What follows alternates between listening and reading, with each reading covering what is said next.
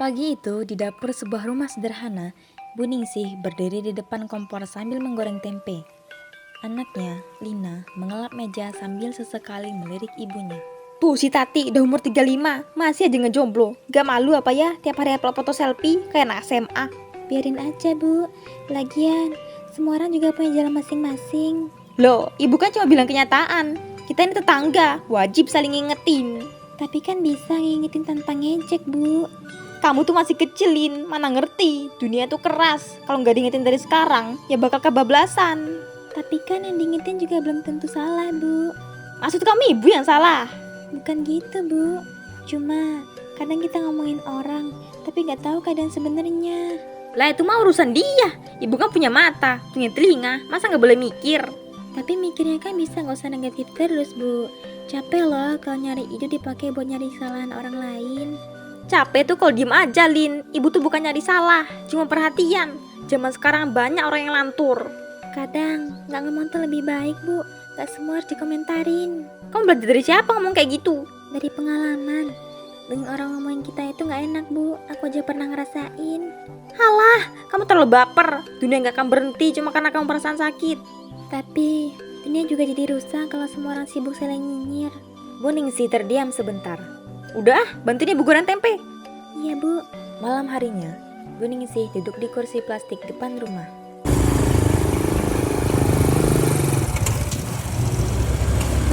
Tuh, si Aisyah.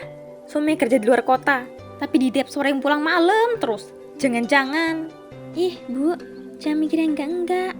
Mbak Aisyah itu kerja di apotek. Iya sih, tapi ya namanya juga orang. Gak semua yang kelihatan tuh bener. Tapi gak semua yang kita duga itu juga salahnya dia bu. Ya, ibu tuh cuma heran aja. Tiap hari pulang malam, dandan terus. Ibu sih mikirnya buat siapa? Ya buat kerja kali bu. Namanya juga di apotek, harus kelihatan bersih, rapi. Tapi ya tetap aja aneh. Kadang senyum-senyum sendiri tuh dia. Ibu lihat loh dari balik hordeng. Ya Allah, ngapain ngintip-ngintip orang atuh bu? Kayak gak punya kerjaan aja. Ibu bukan ngintip, cuma lagi nyapu di dalam. Terus lihat pas kebetulan dia lewat. Tapi bu, cuma karena kita lihat orang senyum-senyum sendiri, bukan berarti dia lagi mikirin yang aneh-aneh. Kamu tuh Lin, selalu ngebelain orang lain. Giliran ibu ngomong, dibilang salah terus. Bukan ngebelain bu, aku cuma pengen ibu gak ngapang suzon. Kasihan orang-orang itu kalau mereka dengar. Ya orang-orang juga gak bakal tahu. Kita kan cuma ngomong di rumah sendiri. Tapi Allah tahu bu. Tiba-tiba Aisyah lewat naik motor, pulang dari kerja. Tuh kan, baru juga ngomong, langsung lewat. Emang udah jodohnya buat diliatin. Bu, jangan gitu. Dina, kamu tuh masih muda. Hidup gak semudah kata-kata. Ibu udah kenyang liat orang baik-baik yang ternyata gak sebaik itu. Bu, kadang kita kira baik, ya emang baik. Kita aja yang pikirannya kebaikan curiga. Kebaikan curiga itu berarti tipis sama waspada. Kalau sampai suzon, udah gak waspada lagi namanya. Itu udah nuduh. Bu Ningsih terdiam sejenak. Itu si Roni juga makin sering main ke rumah janda di ujung gang tuh. Gak takut omongan tetangga apa ya? Ya Allah bu, udah bahas orang lain lagi. Ibu kan cuma ngamatin, bukan berarti jahat. Dunia ini butuh pengamat, biar kepada ngelantur. Tapi kalau dia matiin cuma keburukan, terus disebar, itu bukan pengamat bu, itu penggosip. Kamu ngomongnya makin beraninya sekarang, Lin. Karena aku sayang sama ibu. Aku gak mau ibu nyimpen dosa cuma karena ngomongin orang terus. Esok harinya, TV menyala menampilkan sinetron. Lina dan Bu Ningsih duduk di ruang tamu. Nih lihat nih, si Surti posting foto makan sushi. Gaya banget padahal rumahnya numpang mertua. Bu, itu kan cuma foto doang. Bisa aja traktiran terdapat gratisan. Gak usah dibelain. Orang yang sok pamer gitu, biasanya emang pengen nunjukin biar dibilang hebat. Terus kalau kita ngomongin gini dapat apa bu? Ibu kan cuma ngisi waktu daripada diem. Tapi isi waktunya gak usah nyari kekurangan orang terus bu. Ya kamu aja kali yang baper. Orang juga lihat kok. Nih di grup WRT rame bahas si Surti. Itu mah ngerumpi bu. Kepo aja kerjaan kamu. Ibu tuh bukan gosipin, cuma nganterin fakta. Palingan mereka cuma pengen hiburan bu. Ya elah Lin, dari dulu tuh Surti emang doyan pamer. Waktu nikah aja sewa gedung mahal, tapi duitnya minjem. Ibu tahu itu. Terus semua yang ibu tahu itu buat apa? Jadi lebih tenang, bahagia. Jadi lebih waspada, biar kamu gak ketipu gaya-gayaan palsu. Tapi akhirnya kan malah nimbun curiga ke semua orang. Kita lihat orang senang malah dicurigain. Kita lihat orang bahagia malah dikatain pamer. Sekarang kamu bilang ibu iri gitu? Enggak, Bu. Tapi kalau tiap hari kerja liatin hidup orang dan nyari salahnya, itu tandanya kita nggak cukup sibuk sama hidup kita sendiri. Hidup ibu tuh gak banyak yang bisa dikerjain, Nin. Kamu udah gede, bapak kamu udah gak ada. Kalau gak lihat HP, bisa gila kali. Aku ngerti, Bu. Tapi HP itu bisa dipakai buat hal lain. Nonton resep, belajar hal baru, ikut pengajian online. Bukan buat nyari bahan ngomongin orang. Kamu tuh ya, kayak ustazah kecil sekarang. Beberapa hari kemudian, pagi menjelang siang, Bu Ningsih sedang memotong bawang merah dan Lina sedang mengiris wortel di sebelahnya. Kamu lihat gak? Si Rika pulang bawa bayi, katanya belum nikah, tapi udah punya anak, malu-maluin kampung. Bu, kita nggak tahu ceritanya. Jangan asal nuduh.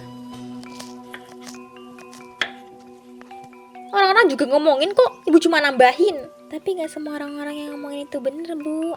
Nina, kamu lagi-lagi ngebayain orang. Kamu tahu gak sih, gara-gara orang kayak Rika, nama kampung bisa jelek. Yang bikin nama kampung jelek tuh bukan Rika, Bu. Tapi orang-orang yang gosip tanpa tahu apa-apa. Loh, kamu udah ibu gitu? Aku cuma bilang, gosip tuh bisa lebih kejam dari kejadian sebenarnya. Kita nggak tahu. Bisa aja itu anak titipan, atau diadopsi, atau... Udahlah, mana ada titipan. Muka anaknya mirip banget sama dia, udah jelas. Lina menggelengkan kepalanya pelan. Kamu tuh sekarang ngomongnya kayak pengacara, belain orang mulu, sampai lupa sama Naroma. Justru Norma ngajarin kita buat gak ngehakimin, Bu. Dulu orang kayak gitu tuh dikucilkan, biar kapok. Sekarang malah dibelain, dunia makin aneh. Bukan dunia yang aneh, Bu. Hati kita aja yang udah capek prasangka buruk mulu. Ya, terserah kamu lah. Ibu gak mau juga bawa pelajaran. Supaya kamu jangan kayak gitu, jaga nama baik. Sore harinya, hujan deras turun.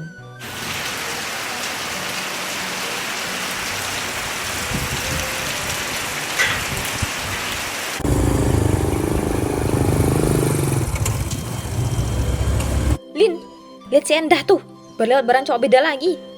Udah berapa kali ya bawa cowok baru, gatal bener. Udah, Bu, lagi hujan. Masuk dulu, jangan ngurusin orang terus. Ntar malah ibu yang dapet masalah. Masalah dari mana? Orang kita cuma ngomong kenyataan, ibu gak ngarang. Lina diam, Bu Ningsih masih kepo. Sesekali melirik ke arah jalan. Pantes aja tiap minggu beda cowok, bajunya juga makin mini aja. Ibu jadi mikir. Tiba-tiba petir menggelegar. Bu Ningsih sedikit kaget.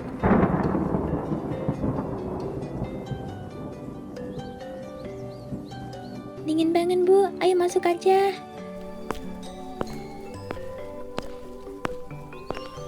Beberapa jam kemudian, hujan sudah reda. Hari mulai malam.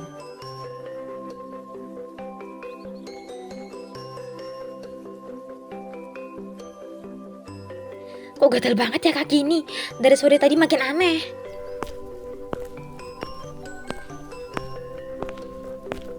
Bu, kenapa jalannya kayak berat gitu? Enggak, cuma kram dikit kali. Kaki mak gatal aja, udah tua. Gatel di mana? Di betis sama telapak kaki, kayak digigit sama satu RT. Astaga, Bu, ini merah banget. Udah mulai bengkak malah. Ya biarin, namanya juga kaki ibu, bukan kaki selebgram, gak usah dipikirin. Gak usah digaruk terus, Bu. Nanti luka. Ini kayak infeksi loh, Bu. Ibu tahu badan ibu sendiri, cuma bentol biasa, paling juga hilang besok. Tapi tadi siang udah kerasa kan? Dingin, menggigil, terus sekarang bengkak. Tadi juga gatalnya makin parah. Apa yang Ibu makan hari ini? Gak ada sih, paling cuma sayur nangka sama tahu goreng. Kalau malam ini kaki Ibu makin sakit, janji ya besok kita ke puskesmas. Iya, udahlah, ibu capek, mau tidur. Esok harinya,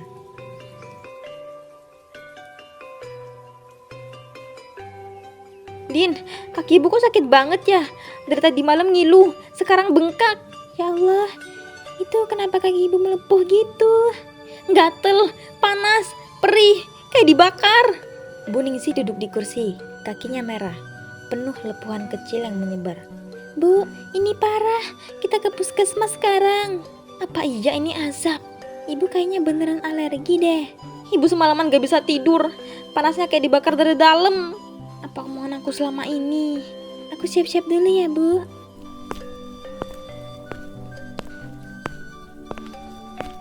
Masa iya sih? Gak mungkin kan? Tiba-tiba Bu Ningsih memegang dada, nafasnya memburu. Lina langsung panik.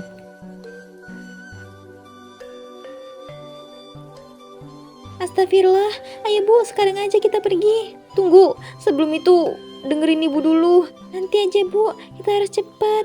Ibu takut nih, bukan sekedar sakit biasa. Kalau ini peringatan, kita terima. Tapi bukan berarti nyerah. Ibu masih bisa berubah, masih bisa sembuh. Tapi harus ikhlas. Sakitnya makin naik ke paha, Lin. Astaga. Aku udah telepon ojek, bentar lagi dateng. Beberapa jam kemudian, Lina duduk di samping ranjang. Tangan ibunya terus digenggam. Matanya sembab. Sesekali dia melihat infus yang mulai menetes lambat.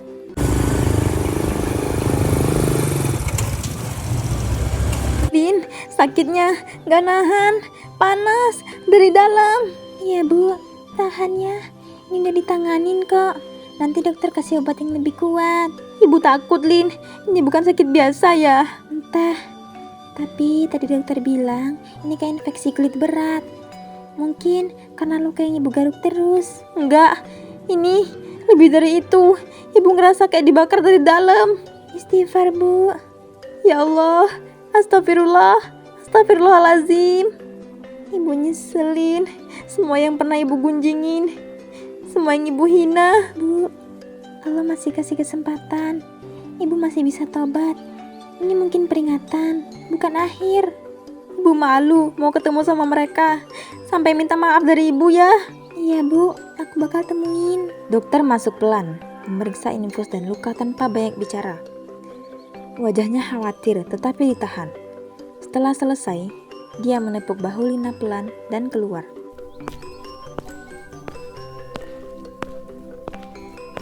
Lin, besok ajak ibu ke pengajian ya. Pasti Bu, kita bareng-bareng berubah.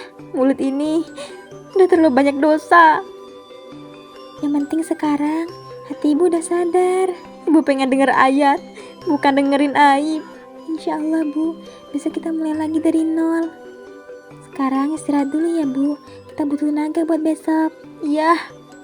Pagi harinya, Lina pelan-pelan terbangun. Bu, ibu gak usah bercanda. Bu, bangun. Ini pasti mimpi. Bu, jangan tinggalin aku, Bu. Perawat masuk dan melihat situasi, mengkonfirmasi bahwa Bu Ningsih benar-benar sudah tiada. Innalillahi wa inna ilaihi raji'un. Ya Allah, ampuni ibu hamba.